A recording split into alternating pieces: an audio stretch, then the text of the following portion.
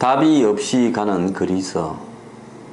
제가 볼 때는 그리스 국민들의 수준이 정확하게 그리스 정치인들의 수준을 낳았고, 그래서 그리스의 시리자라는 극좌 정당을 집권시켜 가지고 오늘날 이 난리를 갖다가 겪고 있는 부분이라고 봅니다. 제가 옛날에, 옛날도 아니죠, 며칠 전에 그리스의 바루파키스, 그리스 사람들은 이름 이야기하기가 진짜 어려워서 죽겠습니다. 기자들이요, 아마 앵커들이 요즘 그리스에 특파원 가가지고 막 이렇게 방송하는데, 뭐 지금 뭐 아테네입니다 이럴 때 보면 이 그리스의 사람들, 뭐 장관이나 총리나 뭐 이런 사람들 이름 이야기 하려면요, 이 이름이 진짜 독특하잖아요. 그래서 참 어렵습니다. 근데 어쨌든 이 바루파키스는 그리스 철강회사, 최고의 철강회사 회장의 아들이라 가지고 평소에는 벤저, 캐비어, 와인 좌파를 하다가, 한국 같으면 강남 좌파죠. 강남에 살면서 부잣집 건설회사의 아들이다가 요즘 어디 가서 교수하면서요, 폼 잡으면서 날이면 날마다 나와가지고 잘생긴 얼굴 들고 한마디씩 보태는 분하고 똑같아요. 그런 어떤 이 부잣집 아들인 바루파키스가 국민들을 상대로 뱃제라식 모험을 해가지고 그것이 국민투표에 붙이고 이렇게 가면, 자기는요 집에 아마 이 사람 바루파키스 전 재무장관 집에 가면 현금으로 몇백억 몇십억 원이 있을 겁니다.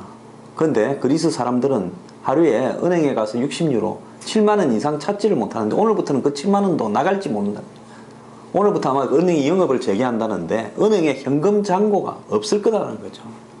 즉 그리스의 긴급 유동성 지원 ELA라는 부분도 지금 바닥이 나가지고요, 그리스 정부 전체에 남아있는 현금 시재가 10억 유로 밖에 없다는 거예요. 그 돈이 있어야 은행에서 뭐 내줄 거 아닙니까? 근데 이미 지난 30일 날 15억 유로 IMF에 갚아야 되는 돈은 못 갚았고요. 그 다음에 10일까지, 내일 모레까지 20억 유로를 단기 국채를 상환해야 되고요. 그 다음에 중요한 거는 20일 날 유럽중앙은행 ECB에 35억 유로를 상환해야 되는데 누가 내놓을 겁니까? 그리스 사람들요, 세계 부자 굉장히 많습니다. 옛날에 보면 그릭 타이쿤이라고 오나시스, 즉 미국의 케네디 대통령 제키를 데려가서 결혼했던, 세상에 죽은 대통령이 죽고 난 다음에 대통령 부인을 얼마 안 있어가 데리고 가갖고 자기 마누라, 그것도 뭐 첫 마누라도 아니고 말입니다, 만들은 그 오나시스, 안소니 키인이 나왔던 그릭 타이쿤이라는 영화의 주인공이죠. 그 오나시스를 비롯해서 이 선박왕들, 조선왕들은 전부 그리스에 있었습니다. 그래서 지금도요, 그리스에 돈 많은 사람이 엄청 많습니다. 아테네 시내에 구글 촬영을 해보니까 풀장이 달린 집이 17,000개 있더라는 거 아닙니까? 풀장 달린 집 지려면 돈 많이 들잖아요. 이런 그리스 사람들 전부 해외로 돈을 다 빼돌리고 자식들 해외에 다 보냈습니다. 그래 해외 탱자 유학 가서 살다가 그리스 돌아와가지고 아테네 대학에 교수직 하고 있다가 이번에 시리자에 건대가지고 지금 굶을 죽을 염려하고는 전혀 관계없는 사람이 당장 한 끼가 급한 사람. 지금 그리스는요, 돈이 말라버려가 은행에 돈을 찾을 수가 없어가 식료품정은 재료를 못 갖고 옵니다. 농민들한테 돈 주고 돼지나 뭐 예를 들어 소고기를 사오거나 뭐 쌀을 사오거나 밀가루를 사올라 해도 사올 돈이 없어요. 약국에 보면 약국 매대에 약을 못 사와가지고 약을 살 돈이 없어가 텅 비었고, 식당 주인들이 종업원을 다 내보내고 한 끼에 2, 3만 원 하는 밥을 먹을 그리스 국민들이 하나도 없고, 외국인 관광객도 지금 혼란하니까 안 온다는 거 아닙니까? 그래서 한마디로요, 하루에 한 6만 원, 7만 원 찾아가지고 몇 식구가 먹고 사는, 지금 그 차들 돈이 없는 사람도 수두룩하고 돈이 한마디로 씨가 말라 버려가는 게 지금 그리스인데, 이 지경을 만들어 놓고 저는 어제 그냥 셔츠에 오토바이 헬멧 쓰고 장관 사임했다. 그저께 밤에 통과되었을 때, 어제 새벽에 통과되었을 때 이 사람이 막 이러면서 환호하는 사진 바루파키스 재무장관이 봤죠. 이런 사고를 쳐놓고 저는 그리스의 자존심을 세웠다 하고는 고급 오토바이, 그 사람 타고 다니는 오토바이가 굉장히 좋아 보여요. 그거 타고 떠났습니다.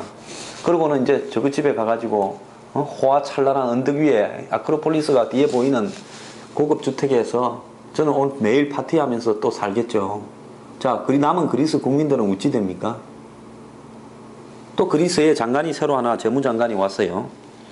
차칼로토스. 이 사람도 참 이름 어렵기는 마찬가지입니다. 이 사람도요, 그리스 출신이 아니라 그리스인인데 로테르담, 즉 네덜란드 로테르담에서 태어나서 영국에서 유학을 갔던, 한마디 이 사람도 부자, 그리스를 했던 부자 그리스인이에요. 그러다가 그리스로 돌아와가지고 지금 극자 정당의 이념을 제공하던 그런 사람이 또 물러받았습니다. 저끼리 바톤 타치하고 있어요. 그래서 저는 그리스는 끝났다고 보고 있습니다. 지금요, 누가 그리스를 끌고 가면서 뒷바라지를 하겠습니까? 사람이 살아날 가능성이 있고, 그게 국민이 제정신을 차리든가 정권이 제정신을 차려야 빚을 대줘가면서 빚을 탕감해가면서 빚 갚는 것을 연장해가면서 끌고 가지요. 지금 정부부터 국민들이 다 저 꼴인데 그걸 갖다가 누가 밑빠진 독에 물을 부을 수 있겠습니까? 그러니까 이 사람들요, 미국을 끌어들이려고 우리 러시아하고 붙겠다, 중국하고 붙겠다고 합니다.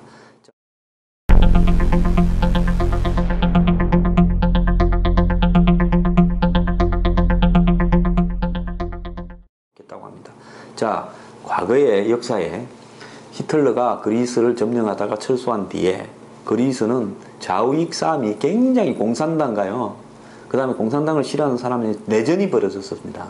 그래서 그리스 군부가 우익으로 기울어 가지고 미국이 개입을 하고 뒤에 지원을 해서 겨우 서방 국가에 남겨뒀어요.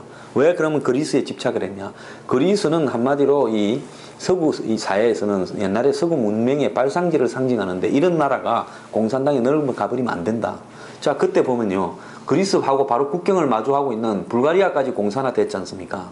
그 그리스 위로는 전부 공산화된 나라들이었어요. 불가리아 옆에 뭡니까? 루마니아, 그 다음에 거기에 전체에 보면 뭐 헝가리, 뭐 체코 전부 공산화 다 됐잖아요.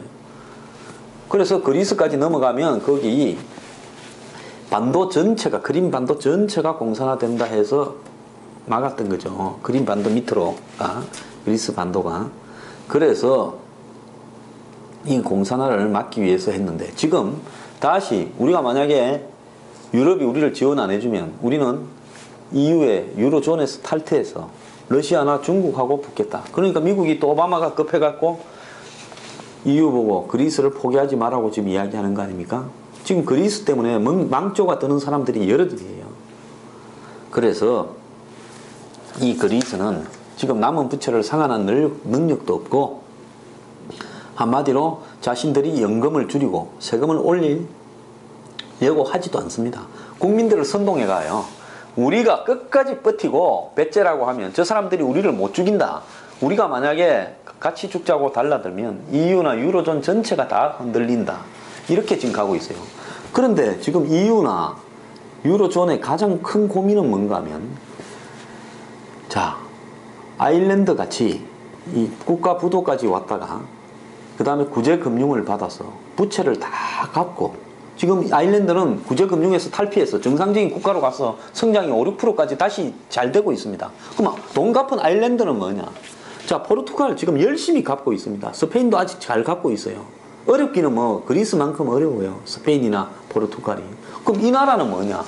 또 사실 그리스 옆에 있지만은 그리스 못지않게 덩치는 크지만은 헤매는 나라가 이탈리아입니다. 근데 이탈리아는 그리스에 지금 빌려준 돈이 세 번째예요. 독일이 제일 많이 빌려줬고, 왜냐하면 분담금으로 내서 빌려주니까. 프랑스가 두 번째, 이탈리아가 세 번째 빌려줬어요. 그럼 이탈리아도요, 지금 그리스가 만약에 나자빠지면 그리스가 낸 부도액은 전부 이탈리아의 국가 부채가 됩니다. 이탈리아 자체도 부채를 감당하기가 어려워요. 그런데 그리스 현상이 더욱 심각한 것은, 제가 또 전에 한번 예측을 해드린 게 있습니다.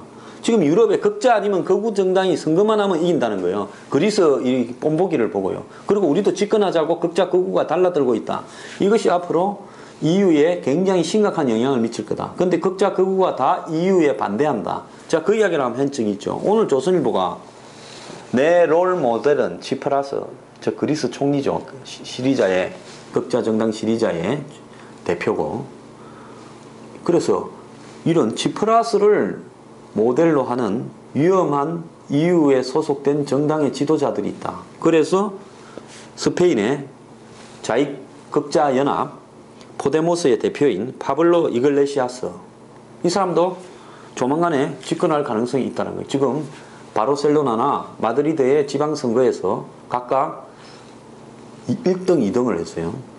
그 다음에 이탈리아의 개그맨 출신이다가 방송에 퇴출된, 방송에서 아마 이탈리아의 베를루스코니 총리를 많이 비판했던 것 같아요.